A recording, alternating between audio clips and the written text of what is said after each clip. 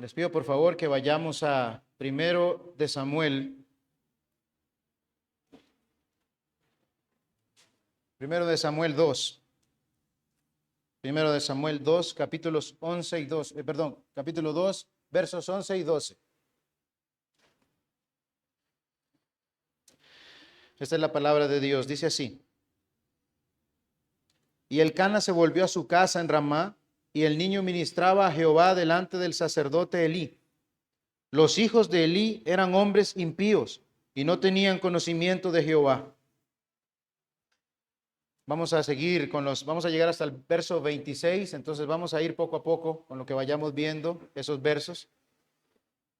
Hermanos, y continuamos con el libro de Samuel. Les voy a pedir por favor que va a ser un poquito largo. Entonces, desde ya, así como cuando a veces nos sentamos a ver algo que nos gusta un montón y podemos durar bastante tiempo viendo eso, bueno, creo que nos gusta, ¿verdad?, escuchar la palabra del Señor. Entonces, para que estemos despiertos, para que estemos atentos, porque también hay cosillas ahí complicadas, entonces para que las puedan entender.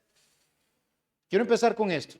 Un conocimiento correcto, bíblico de Dios y de las doctrinas contenidas en la Escritura, o adherirnos a esas doctrinas que enseña la Biblia, también el oponernos a todo lo que está en contra de esas sanas doctrinas, que incluso grandes de hombres confesaron en la historia, oponernos también a lo nuevo que el hombre quiera meter, a lo nuevo que el hombre quiere implementar. A eso nosotros lo conocemos como ortodoxia. Esa ortodoxia, ese buen conocimiento de Dios y sus doctrinas bíblicas, mejor dicho, nos van a llevar a nosotros, mis hermanos, como creyentes, a una ortopraxis, o sea, a actuar correctamente. Nos va a llevar, mis hermanos, a comportarnos como creyentes correctamente, acorde a esa ortodoxia bíblica que nosotros decimos tener. Un no conocimiento, ese abanico me tira las hojas de la Biblia y no me concentro. Un no conocimiento o un conocimiento desviado de esas doctrinas bíblicas que están ahí en la Escritura, y vuelvo y repito, que grandes hombres de Dios han confesado en la historia, nos va a llevar a nosotros a una mala praxis. Nos va a llevar a nosotros, mis hermanos, a actuar de una manera incorrecta, de una manera desviada de la verdad que nosotros tenemos en la Escritura. Por ejemplo, la doctrina del libre albedrío. En muchos lugares, en muchas iglesias, mis hermanos, ¿qué es lo que dicen? Que usted puede elegir a Dios, que usted puede salvarse por hacer esto y lo otro, que hay alguito de bondad en el hombre, entonces él puede optar por poner ese 1% que faltó de Cristo allá en la cruz. Cristo hizo el 99%, usted tiene el 1% para que usted sea salvo. Tú estás así porque quieres, pero usted puede elegir cambiar, ¿verdad? Usted tiene el poder para dar ese paso. Y eso es un mal entendimiento o un mal conocimiento de esa doctrina. Porque nosotros, mis hermanos, creemos y la Biblia enseña que el hombre ha caído en un estado de pecado e incapacidad, de miseria. Por lo tanto, el hombre no puede hacer absolutamente nada para salvarse. El hombre no puede hacer absolutamente nada para cambiar. Ha quedado completamente corrompido e incapacitado para hacer algún bien espiritual que le ayude a contribuir en la salvación. ¿Sí? El hombre puede elegir qué come en la tarde, si pinto o sopa, pero el hombre nunca puede elegir a Dios, nunca. Entonces, ¿ven el problema? ¿Ven el problema de tener un error en una de esas doctrinas? El mal entendimiento o no conocimiento hace que los hombres comiencen entonces a buscar maneras de acercarse a Dios, a buscar maneras de ganarse la salvación por obras o por un montón de cosas más, y comienzan a engañarse, comienzan incluso a cargarse. Y en algún momento van a desistir, no van a poder. ¿Y sabe qué es lo peor de todo? Que comienzan a arrastrar a otros en eso. Hermanos, incluso la adoración al Señor, el servicio que nosotros le ofrecemos al Señor puede verse afectado por carecer o no conocer esas doctrinas sanas, ortodoxas, rectas, que nosotros tenemos en la Biblia. Doctrinas como la creación, doctrinas como el pacto, doctrinas como Dios mismo. Si yo creo que Dios es la fuente de toda virtud, que es eterno, infinito, inmutable, justo, santo, fiel, tengo esa ortodoxia ahí, eso a mí me va a llevar entonces a una buena praxis, a hacer lo correcto con el Señor. a rendirle, como dijo Calvino, la gloria a Él, a buscar las cosas solamente en Él y en toda necesidad recurrir solo y únicamente a Él. Y en el servicio al Señor, buscar la gloria solamente a Él, para Él. Lastimosamente muchos líderes en iglesias, líderes y miembros son indiferentes a esto. Muchos dicen que no es necesario que usted tenga que estar aprendiendo de la Biblia quién es Dios, con que el Espíritu lo mueva a usted. ¿No consideran que hay un Dios justo? ¿No entienden qué es eso que hay un Dios justo? ¿No entienden qué es eso que es un Dios santo? Como lo presenta la Biblia. Entonces comienzan a crearse a su propio Dios de amor. Comienzan a crearse un Dios de amor. Y entonces dicen, no, Dios no es grosero, Dios no castiga a nadie, Dios perdona. No, mire, Él nunca le va a mandar enfermedades a usted. No, Dios no es así. Qué mal entendimiento de Dios entonces. Él no manda enfermedades. Hace un tiempo le habían preguntado al hermano R.C. Sproul y le hicieron esta pregunta. Hubo una conferencia y le hicieron esta pregunta. Mandaron esta pregunta. Habían varios panelistas ahí e hicieron una pregunta. Si Dios es misericordioso y clemente y perdona al pecador, ¿por qué Dios fue tan severo en castigar a Adán en el jardín del Edén? ¿Por qué Dios fue tan severo? Hermanos, Sproul se enojó. Se molestó por esa pregunta. Y Sproul decía, se los voy a leer como lo recuerdo. ¿Fue severo Dios? Pregunta Sproul así. Y hasta dijo, tiempo fuera, ¿en serio están haciendo esa pregunta? ¿En serio están haciendo esa pregunta? Y dice él, Dios severo, esa criatura creada del polvo de la tierra desafió al Dios todopoderoso. Y ya Dios le había advertido que si comían morirían. Y en lugar de morir, porque comieron, porque pecaron, y en lugar de morir ese mismo día, Dios les dio otro día y los revistió con su gracia. Y tú dices que eso es severo. Tuvo consecuencias, sí, pero al que le fue peor fue a Satanás.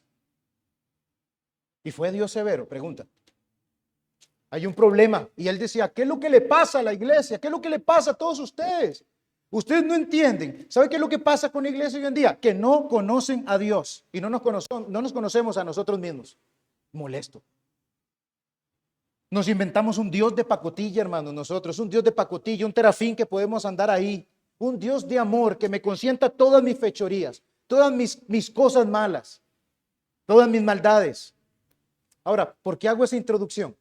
¿Por qué hago esa introducción, hermanos? Por lo que nosotros vamos a ver más adelante. Pero aunque nosotros vamos a ver algo que es terrible de lo que está pasando en Israel, vamos a tener y vamos a encontrar unas chispitas de esperanza. Vamos entonces al primer punto. El mal obrar de los malvados hijos de Eli. Leo para ustedes de los versos 11 al 17. Y ya se me perdió porque el viento no me deja. Dice así. Elcana se volvió a su casa en Ramá y el niño ministraba a Jehová delante del sacerdote Eli. Los hijos de Eli eran hombres impíos y no tenían conocimiento de Jehová. Y era costumbre de los sacerdotes en el pueblo, que cuando alguno ofrecía sacrificio, venía el criado del sacerdote mientras se cocía la carne, trayendo en su mano un garfio de 3 dientes, y lo metía en el perol, en la olla, o en el caldero, o en la marmita. Y todo lo que sacaba el garfio, el sacerdote lo tomaba para sí.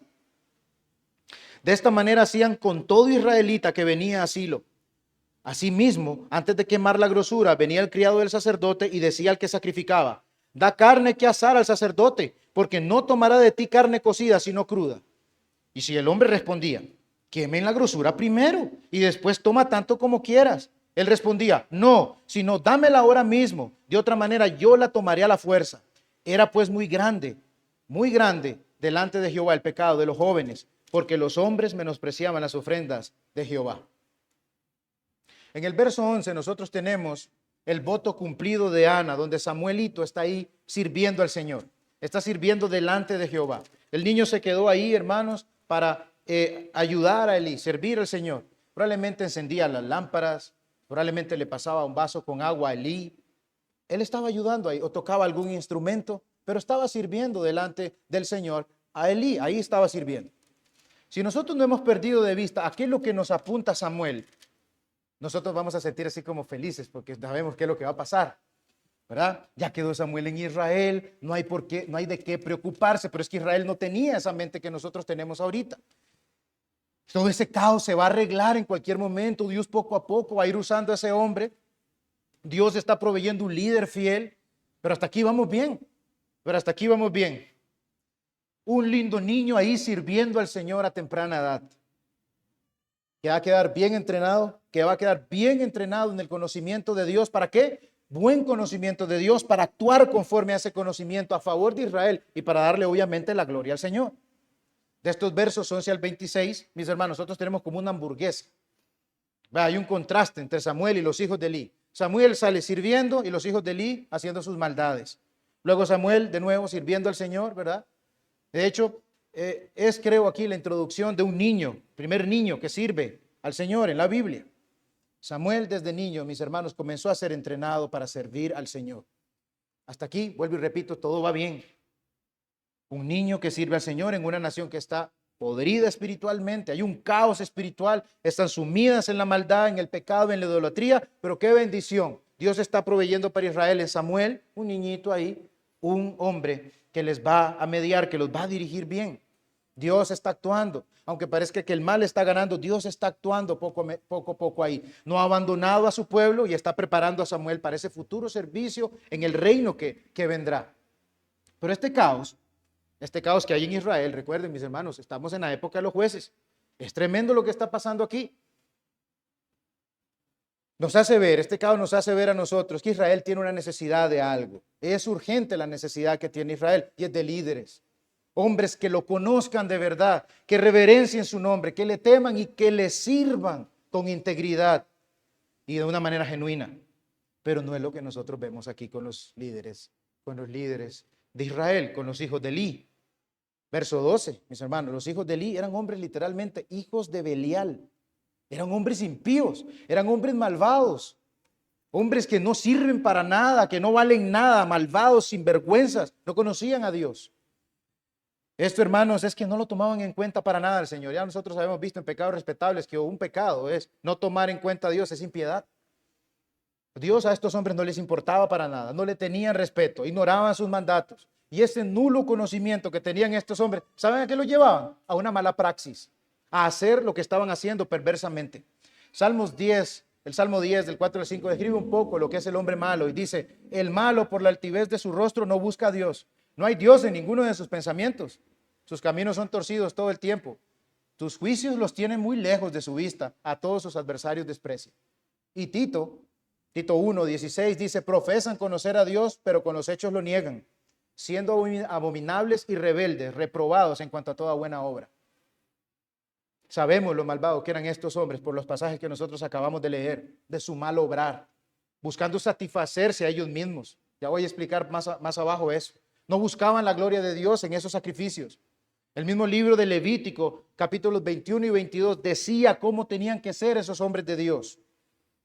Esos sacerdotes que estaban ahí, que eran los representantes de Dios ante el pueblo y viceversa. ¿Cómo tenían que ser esos hombres? Moralmente íntegros y obviamente santos para poder hacer los sacrificios al Señor. Estos hombres, mis hermanos, que debían ser los líderes fieles para dirigir a Israel a la verdadera adoración al Señor, eran, como dijo un comentarista, más bien los cabecillas del ejército del diablo. Israel era idólatra, moral, lujurioso y un montón de pecados en el que estaban, pero estos hombres estaban peor. La familia del sumo sacerdote haciendo esto, ya esto era el colmo. ¿Qué era lo que estaban haciendo estos hombres? Lo leímos en el verso del 13 al 17. Dice, era costumbre de los sacerdotes con el pueblo que cuando alguno ofrecía sacrificio, venía el criado del sacerdote mientras ofrecía sacrificio, venía el criado del sacerdote mientras se cocía la carne, trayendo en su mano un garfio de 3 dientes. Lo metía en el perol, en la olla o en el caldero, en la marmita, y todo lo que sacaba el garfio, el sacerdote lo tomaba para sí. De esta manera hacían con todo israelita que venía a Silo.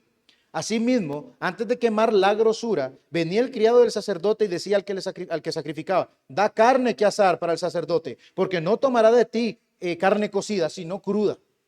Y si el sacerdote le respondía, Perdón, y si el hombre le respondía, quemen la grosura primero y después toma tanto como quieras, él respondía, no, si no, dámela ahora mismo, de otra manera yo la tomaré por la fuerza. Y era pues muy grande delante de Jehová el pecado de los jóvenes, porque los jóvenes menospreciaban, porque los hombres menospreciaban las ofrendas de Jehová. Mis hermanos, para entender bien lo que está pasando aquí, como me decía el hermano Mariano, Levítico a veces es un libro que lo consideramos difícil. Para entender un poco, miren lo que dice Levítico 7, del 28 al 36. Hermanos, agarren, pónganse de pie, échense agua en la cara y métanse ahí en la mente como, vamos a ver qué me van a decir, Señor, qué me tienes que decir, no se me duerman. Dice Levítico 7, del 28 al 36. Habló más Jehová a Moisés diciendo, habla a los hijos de Israel y diles, el que ofreciere sacrificio de paz a Jehová, traerá su ofrenda del sacrificio de paz ante Jehová. Sus manos traerán las ofrendas que se han de quemar ante Jehová. Traerá la grosura con el pecho para que sea mecido como sacrificio mecido delante de Jehová. Y la grosura la hará arder el sacerdote en el altar, mas el pecho será de Aarón y de sus hijos. Y daréis al sacerdote para ser elevada en ofrenda la espaldilla derecha de vuestros sacrificios de paz. El que de los hijos de Aarón ofreciere la sangre de los sacrificios de paz y la grosura, recibirá la espaldilla derecha como porción suya, porque he tomado los sacrificios de paz de los hijos de Israel, el pecho que se mece y la espaldilla elevada en ofrenda, y lo he dado a Aarón el sacerdote y a sus hijos como estatuto perpetuo para los hijos de Israel. Según nosotros vemos acá, hermanos, Dios había ordenado algo que estos sacerdotes estaban pasando por alto. Claramente no conocían lo que el Señor había mandado, o no les importaba, o probablemente lo conocían de oídos, pero lo ignoraban. Probablemente lo ignoraban para su conveniencia. En los sacrificios que nosotros acabamos de leer, se le entregaba lo mejor, lo primero, que era la grasa, se le daba primero al Señor. Y esas otras partes que nosotros leímos, la espaldilla, se le daban al sacerdote. El sacerdote oficiante las recibía. Era la manera que Dios mantenía a los levitas, ¿verdad? Eso era para ellos. Dios ahí los ayudaba. Y las personas que daban el sacrificio, después de que se ofrecía la grasa, se quemaba la grasa delante de Jehová, el sacerdote tomaba la parte que Dios había prescrito, lo otro se le daba a él para que fuera y lo comiera con su familia, como hacía el Cana con sus mujeres. Ahí está el orden perfecto. Eso era lo que Dios había mandado. Pero estos hombres, cuando alguno ofrecía el sacrificio, mandaban a un criado, ¿verdad? Mandaban a un criado con un garfio de 3 dientes, dice la Biblia, para agarrar la carne que se estaba hirviendo. ¿Verdad? La hervían para comerla. Y dice que llegaba ese hombre, agarraba un garfio y sacaba todo lo que podía. O sea, mis hermanos, les estaban robando a los israelitas lo que ellos llevaban a sacrificarle al Señor, estos sinvergüenzas, quedándose así con más porciones de la que el Señor ya les había dicho. Estas 2 cosas son suyas, no más. Y ellos llegaban y le robaban eso a los israelitas. No contentos, mis hermanos, con lo que a ellos les tocaba, le llegaban a quitar eso a las personas de Israel. Les estaban robando. Y así lo hacían, como dice aquí, como costumbre, y se lo hacían a toda la gente de Israel. En Levítico no se menciona absolutamente nada de ese garfio, tampoco se menciona que fuera costumbre que hicieran eso. Que estos hombres, mis hermanos, habían impuesto esa costumbre ahí, sobre lo que Dios ya había establecido. Si bien alteraban la norma que Dios les había dejado, el mayor problema radica, mis hermanos, en tomar los sacrificios del Señor para su bien, para su propio beneficio, para su ganancia personal, no teniendo en cuenta al Señor. Por eso, hermanos, es que la cosa se pone peor, porque antes de quemar la grosura, antes de quemarle lo que le pertenecía al Señor, otra vez el criado venía, ¿verdad? Ese sirviente de Ofni y Finés, y miren lo que hacía, le leo el 15 al 16. Asimismo, antes de quemar la grosura, venía el criado del sacerdote y decía que al que sacrificaba, da carne que asar para el sacerdote, porque no tomará de ti carne cocida, sino cruda, la fresquita. Y si el hombre respondía, quemen la grosura primero, después toma tanto como quieras. Él respondía, no, sino dámela ahora mismo, de otra manera yo la tomaré por la fuerza. Tiranos. Lo mejor le pertenece al Señor. Lo primero, lo primordial, Dios es el primordial. Él es la prioridad. La grosura, la grasa se le tenía que ofrecer primero al Señor sobre el altar. Pero aquí nosotros tenemos a este criado viniendo a quitarle la carne con esa grasa. Da primero al sacerdote la carnita fresca. Y las personas como, pero de ahí no, esto es del Señor. Te la voy a quitar entonces a la fuerza. Se hacían un poco de no, es que mire, usted no. Llegaba el tirano y se oponía se ponía violento sobre ellos y le quitaba la carne. Levítico 16, hablando sobre la grosura, 17:6 dice, el sacerdote esparcirá la sangre sobre el altar de Jehová a la puerta del tabernáculo de reunión y quemará la grosura en olor grato a Jehová. Levítico 3:16 dice, el sacerdote hará arder esto sobre el altar, vianda es de ofrenda que se quema en olor grato a Jehová, toda grosura es de Jehová. Las demás partes, como dice la Biblia, le van a corresponder a ellos. Esto es lo que a ustedes les corresponde. Pero primero lo primero. Deuteronomio 18:3 dice, y este será el derecho de los sacerdotes de parte del pueblo, de los que ofrecieren en sacrificio buey o cordero, darán al sacerdote la espaldilla, las quijadas y el cuaja. Una parte ahí del estómago de la vaca. Pero ¿por qué la grasa? ¿Por qué la grasa al Señor? Mis hermanos, en el contexto de la Biblia y ese mundo antiguo, la grasa representaba abundancia, prosperidad, era lo mejor. Más la grasa pegada a la carne. Era selecta, calidad, era lujosa. Curiosamente en Génesis 45:18 dicen nuestras Biblias, y tomad a vuestro padre y a vuestra familia, dice José, y venid a mí, porque yo os daré lo bueno de la tierra de Egipto y comeréis la abundancia. En el hebreo eso es keleb o grasa de la tierra. Dice, de hecho la Biblia King James o la ESV, que es la English Standard Version, dice, leen de esta manera, y comeréis la grasa, la abundancia, keleb de la tierra, de lo mejor de la tierra, de la parte escogida, selecta, de lo mejor, de lo que es calidad, de lo que es fino. Esa carne, como les dije, que es pegada, esa grasa que es pegada de la carne, era lujosa. Entonces eso le corresponde al Señor. Pero ellos lo querían para ellos. No, eso es mío. Lo robaban. Dios, mis hermanos, es digno de recibir lo mejor. Pero estos hombres solo pensaban en ellos. Agarraban la carne con ese garfio, se la dejaban y no dejaban, mis hermanos, que ni la grasa que le correspondía al Señor se quemara, porque ellos le lo dejaban. Extorsionaban a los israelitas, quitándole la carne con grasa, que tenía que ofrecerse, como les dije, primero al Señor. Estaban, mis hermanos, como velando ferozmente. ¿Para qué? Para caerle a las personas. Estaban velando por sus intereses como líderes de Israel. Pero miren, ustedes notaron aquí que incluso la persona más humilde, en el verso 16, el adorador más humilde, conocía el orden prescrito. ¿Qué pasaba con estos líderes que no lo sabían? Incluso el adorador ahí, tal vez más humilde, sabía cuál era el orden. Mire, dele primero al Señor, dele la gracia al Señor, después no importa, tome lo que quiera, pero dele la gracia al Señor, adore al Señor como tiene que ser. Es que usted no sabe que primero es la gracia. Pero al parecer no sabían o lo ignoraban. Luego tomen lo que a ustedes les pertenece, adoremos al Señor primero. Reverenciémoslo primero. Está escrito, está dicho para nosotros todo esto. Luego tomen lo que gusten. Mire cómo respondían. No, si no, dámela ahora mismo. De otra manera yo la tomaré por la fuerza. Se suponía que conocían las reglas de ese sacrificio, pero no, mis hermanos. Líderes de pacotilla. ¿A qué se debía esa mala praxis de estos hombres? ¿A qué se debía ese mal obrar de estos hombres? A que los hijos de Eli no conocían a Dios, no tomaban en cuenta a Dios, Dios no les importaba, no le tenían respeto, ignoraban sus mandatos y por lo tanto hacían lo que bien les parecía o menospreciaban las ofrendas del Señor. Verso 17 dice, era pues muy grande delante de Jehová. Todo pecado se comete delante de Jehová. Es infracción de la ley, es una ofensa contra el Dios 3 veces santo. No es jugando un pecado.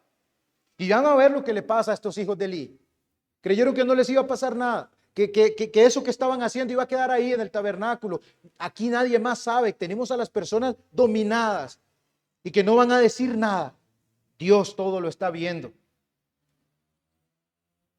Para este verso 17, voy a leerles un pequeño comentario de un pastor bautista inglés que se llama Frederick Meyer.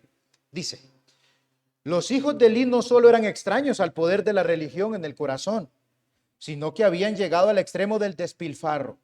Se habían apoderado de una parte de la ofrenda, mayor a la que ya estaba prescrita. O sea, se quedaban con más. Qué rico tener más carne. Y su rapacidad había hecho que los hombres aborrecieran los ritos sagrados. Es algo terrible cuando las incoherencias de los que profesan ser cristianos hacen que los hombres aborrezcan el servicio de Cristo. Es incoherente que nosotros como creyentes hagamos cosas que ofenden al Señor y que arrastran a otros. Como cristianos, a nosotros, mis hermanos, la gente de afuera nos pone el ojo. Y no es que usted es cristiano cuando usted hace algo que...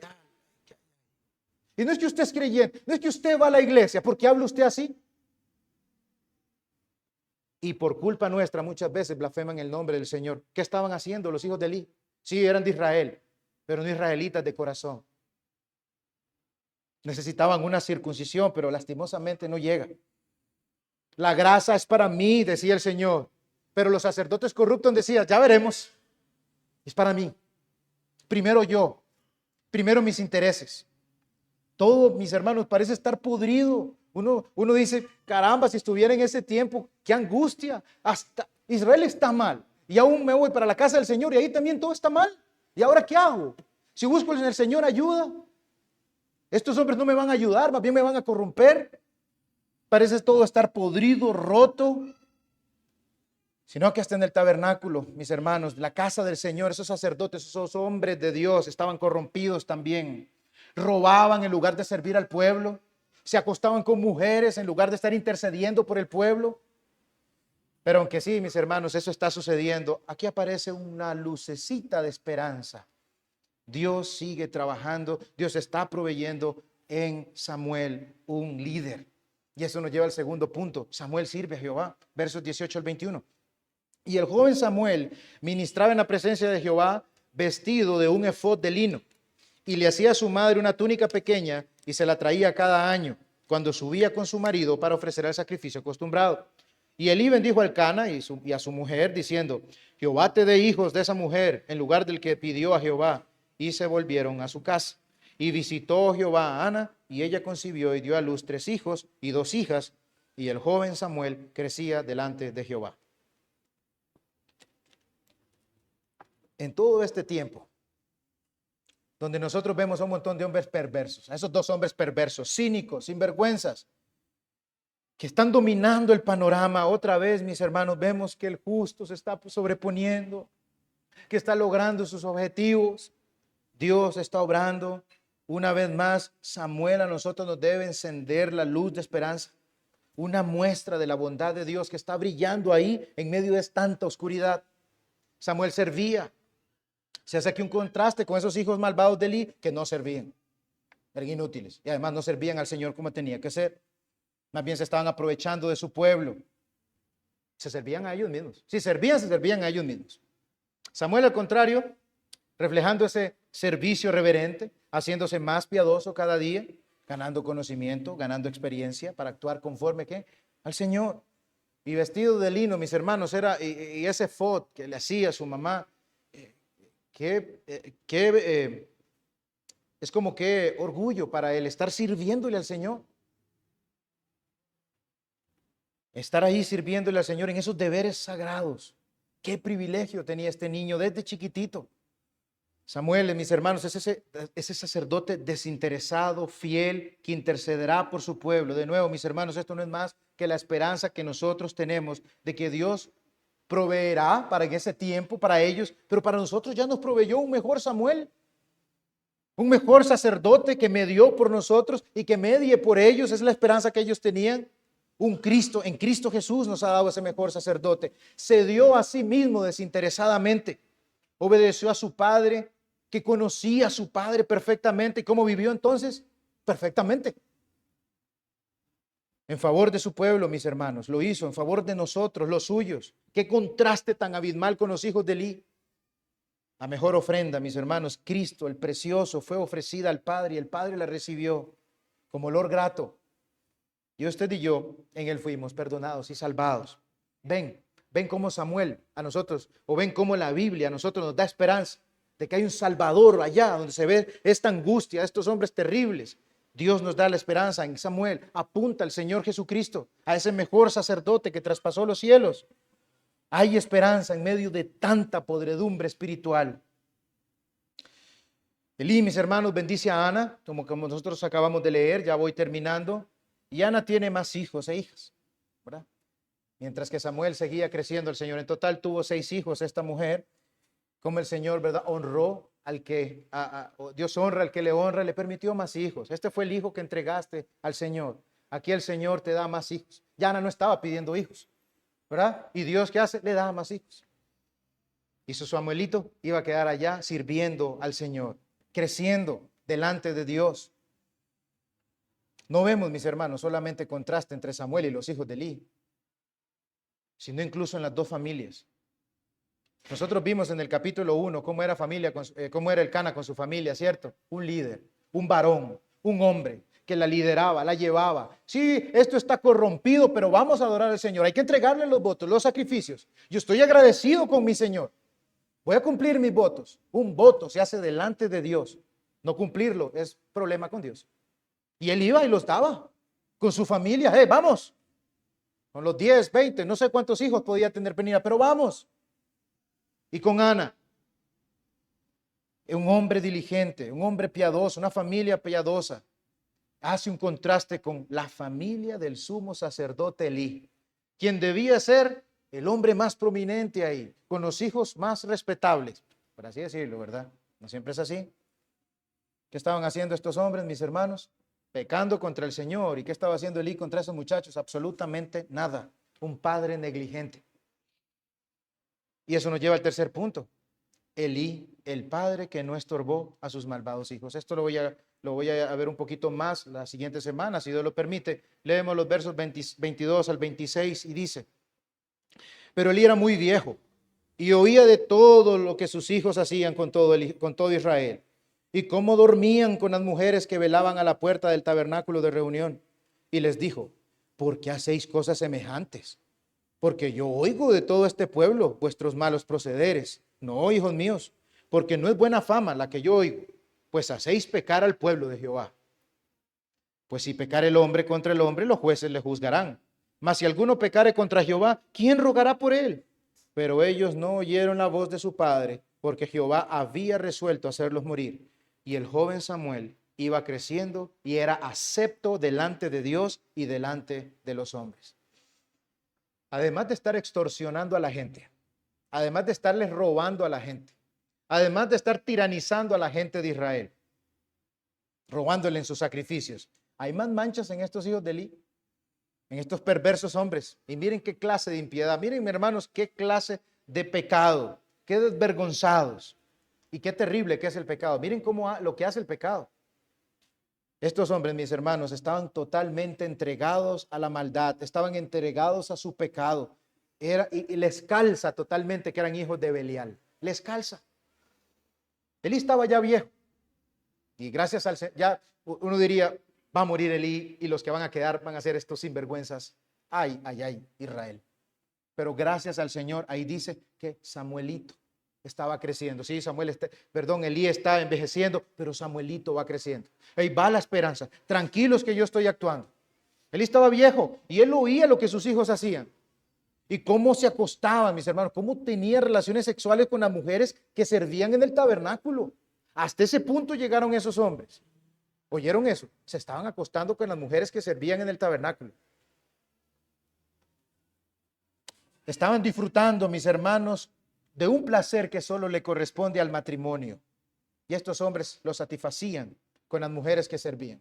Se aprovechaban probablemente de ellos ser los líderes. Yo soy el hijo de Elí, Ofni, Finés. Yo soy Ofni, yo soy Finés, soy un sacerdote de Dios. Y se aprovechaban de esas mujeres para fornicar. Habían convertido el tabernáculo del Señor en un burdel. ¿Quiénes eran esas mujeres? ¿Eran prostitutas? No, no eran prostitutas religiosas. Mire lo que dice Éxodo 38:8. También hizo la fuente de bronce y su base de bronce, de los espejos de las mujeres que velaban, literalmente que servían a la puerta del tabernáculo de reunión. ¡Wow! hasta dónde había llegado la maldad y el pecado en estos hombres. Mis hermanos, Elí los confronta. Elí los confronta con palabras, pero no con hechos. Les dio un débil regaño. No está bueno eso que están haciendo. Estoy oyendo lo que andan haciendo ustedes. No, eso no está bueno. ¿Qué clase de regaño? William Blakey dice, habló en contra, pero no actuó en contra. Habló en contra, pero no actuó en contra. Elí les pregunta, ¿por qué lo hacen? Ya vimos, mis hermanos, que su mala praxis era por su no conocimiento de Dios. El pueblo se había dado cuenta de lo que estos hombres hacían. Y Elí lo que dice es, ¿y por qué andan haciendo eso? Está malo lo que están haciendo. Elí no estorbó a sus hijos, mis hermanos, contra el pecado. Debió haberlos quitado de ahí. Ya no más, no está, miren lo que están haciendo, fuera de ahí. Pero Elí no actuó. Esos hombres simplemente se pusieron la soga al cuello. Ofni y Finés. Si Nadab y Abiú fueron exterminados por el Señor por ofrecer fuego extraño, les espera lo mismo a estos sinvergüenzas, a estos corruptos, a estos ladrones de las ofrendas del Dios Altísimo. Dios sí va a actuar contra ellos. Verso 25. Si pecare el hombre contra el hombre, los jueces le juzgarán. Mas si alguno pecare contra Jehová, ¿quién rogará por él?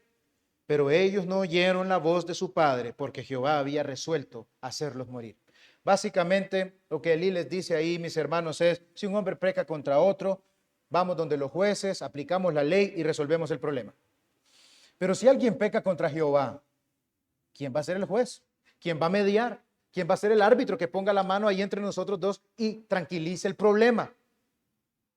Siendo Dios el oponente, siendo Dios el ofendido, prepárese, Ofni y Finés, porque les va a ir mal. Ofni, Finés, ustedes han pecado. Ustedes han pecado contra Jehová. ¿Quién va a mediar contra ustedes?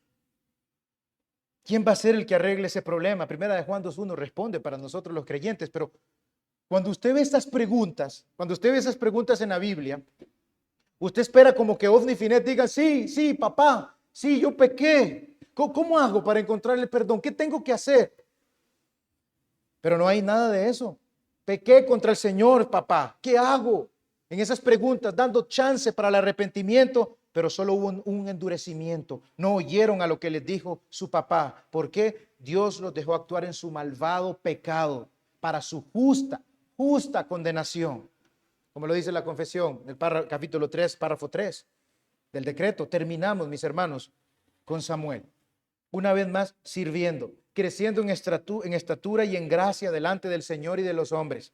Otra vez, después de tanta maldad, otra vez un poquito de esperanza. Y no digo poquito, suficiente esperanza en lo que nosotros tenemos aquí.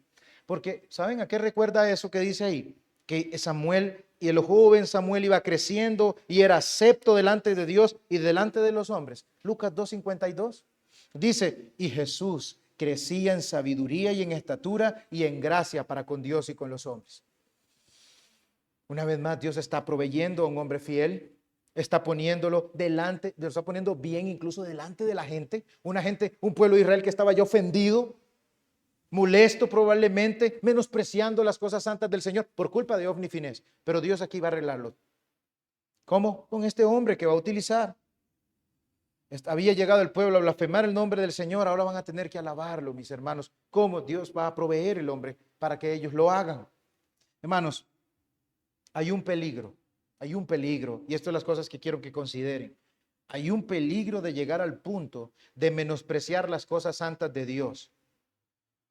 Y lo digo no solo para los miembros de esta iglesia, sino también para los líderes de esta iglesia en particular. Oigan bien, hay un peligro de llegar a un punto de menospreciar las cosas santas de Dios. Usted sabrá cuáles son esas cosas santas. Para los miembros y para los líderes en particular. Menospreciar su día santo, su palabra. Acostumbrados tanto a la predicación de la Biblia, venimos de una iglesia donde nos daban, como decía el hermano Alexander, bistec, la mejor carne. Y comíamos esa mejor carne, que nos acostumbramos a esa buena carne. Que ya no sabes, vivo escuchando esas predicas buenas todo el tiempo, ya ni me hacen nada. Y comenzamos a menospreciarlo. ¿Venimos el domingo a dormirnos o no venimos? O el que está ahí no me convence. Esa persona que está ahí predicando, yo ni siquiera lo voy a oír. No le hace, ni le entiendo. O para nosotros, los que nos paramos aquí también. Uy, vea, yo voy a ir ahí a predicar para que miren las palabras puritanescas que voy a sacar. Hoy voy a decir bastantes citas puritanas para que todos digan, wow. Para que me miren, para que me halaguen. Debemos como miembros y líderes pedirle al Señor que nos cuide de tratar su adoración como si fuera algo light. Como si fuera para mi gloria, como si fuera para que me miren a mí. Aquí venimos para darle gloria al Señor. Qué bárbaros Ofni y Finés, ¿verdad? Qué bárbaros. Qué bárbaros esos dos hombres. Qué bárbaro usted y yo. Qué bárbaros nosotros que sabiendo tanto del Señor menospreciamos su día santo como si nada. Hermanos, de verdad, con tanto conocimiento nos vale a veces honrar al Señor. Es peor el asunto. Dios nos llama a adorarlo. Dios nos llama, nos convoca, nos invita. Y nosotros le decimos, no, Señor, no vale la pena ir el domingo a adorarlo a usted. Y nos inventamos cualquier cosa. Nos inventamos cualquier cosa y no venimos a adorar al Señor. Mi hermano, es un privilegio venir a adorar al Señor. No se crea que usted es la gran cosa. Dios nos está privilegiando. Dios a nosotros no nos necesita. Nosotros deberíamos estar aquí contentos y agradecidos, pero nos vale su adoración. Nos preferimos a nosotros mismos. No, primero yo y mi dolor. Primero yo y mi situación triste. Primero yo y yo y yo y yo y después que Dios vea cómo más. Después voy a ir. Mi Dios va a entender. Porque me creé un Dios de amor. Me creé un Dios de amor ahí. Un terafincito que ando ahí, un ídolo. Y ese Dios de amor me va a entender todos los inventos que yo le haga para violar su día santo, para menospreciar su palabra. Él me va a entender. Y usted que está ahí sentado, que probablemente dice, no, pero yo sí vengo todos los domingos. Yo sí vengo todos los domingos. Y piensa que eso no es para usted, estoy salvado, porque yo sí vengo y me siento todos los domingos. Acá. Revísese su corazón, porque probablemente usted está ahí bien sentado, pero su corazón está lejos del Señor. Yo no soy Dios, yo no conozco el corazón, pero para eso usted tiene que verse ahí. Usted puede estar ahí sentado haciéndose que sí es el creyente, pero usted puede decir, eso yo no lo voy a recibir. Eso que está diciendo me golpea mucho mi orgullo, no lo voy a recibir, lo voy a sacar. Eso es para el hermano que está allá, que no vino la vez pasada. Eso es para el otro, eso es para aquel, eso es para aquel, pero nunca para mí. Menospreciamos la adoración del Señor. Menospreciamos la palabra que Dios nos está dando. Si entiende realmente, y como decía el hermano Assis Sproul, realmente nosotros conocemos a Dios. Realmente me conozco como soy yo. Tanto conocimiento estéril muchas veces, hermanos, y una praxis malísima en nuestras vidas. Qué bárbaros, Ofni y Finés, podemos decir, qué bárbaros esos dos hombres. Si ustedes notaron, todo el rato les dije sinvergüenzas, corruptos. Me di gusto diciéndole eso a estos hombres, porque cuando usted lo lee, usted dice, qué bárbaros, Ofni y Finés, pero ahí estoy yo. Qué bárbaro soy yo. Y yo les podría decir, no sean como Ofni y Finés, humanistamente, hermano, no sean como Ofni y Finés, no seamos, no sigamos siendo como nosotros, así, el cristiano. Usted que dice ser cristiano, que conoce un montón, pero con sus praxis, con sus malas obras o con sus hechos, usted niega al Señor. Hermanos, Dios nos ha dado todo nuestro ser para entregarlo como un sacrificio vivo, como un sacrificio santo, como un sacrificio aceptable y agradable delante del Señor. Todo nuestro ser, y allá andamos usando nuestra boca para otras cosas. Allá andamos pensando otras cosas. Allá andamos menospreciando. Allá andamos hablando, diciendo lo que sea. Pero no glorificamos al Señor. No le adoramos con esto que Él nos ha dado. Comenzamos a usar todas esas cosas y a menospreciar su adoración. Lo tenemos a la ligera. Arrepintámonos de eso. Porque la adoración, miren cómo el Señor, vean, mis hermanos, vamos a ver la semana que viene. Fulmina a Ofni y a Finés. Usted quiere ser fulminado. No tome a la ligera la adoración al Señor. Entréguese a Él como una ofrenda viva, santa, aceptable, como les dije. Nosotros hemos menospreciado al Señor. Nosotros hemos pecado contra el Señor. ¿Quién mediará por nosotros? ¿Quién va a mediar por nosotros? Y nosotros tenemos la esperanza. Y dice 1 Juan 2:1, hijitos míos, estas cosas os escribo para que no pequéis. Y si alguno hubiere pecado, abogado tenemos para con el Padre, a Jesucristo el justo. A Jesucristo el justo. Hasta aquí, mis hermanos, vamos a orar. Padre amado, bendito, suplicamos su perdón, Señor. Padre, que de verdad muchas veces queremos ser el cristiano conocedor, el cristiano que sabe, Señor, pero eso no lo conectamos con el hacer. Le suplicamos perdón por menospreciar su día santo, por menospreciar su palabra, por menospreciar su comunión, por menospreciar la oración, por menospreciar el ayuno, Señor, por menospreciar el matrimonio muchas veces, por menospreciar cada cosa santa, amado Dios, que usted nos ha dado. Le pedimos, amado y bendito Dios, que por favor nos perdone, que nos auxilie, que por favor, Padre, hoy sea un día, como decía el hermano Mariano en la mañana, que no sea sermón oído, sermón olvidado, que realmente con ese conocimiento que hemos quedado con la ayuda con ese conocimiento que hemos quedado hoy, con la ayuda del Espíritu Santo, nosotros podamos actuar para su gloria. Oh Señor bendito, de verdad, háganos cristianos de verdad, cristianos de corazón, cristianos que viven para su gloria. Amén.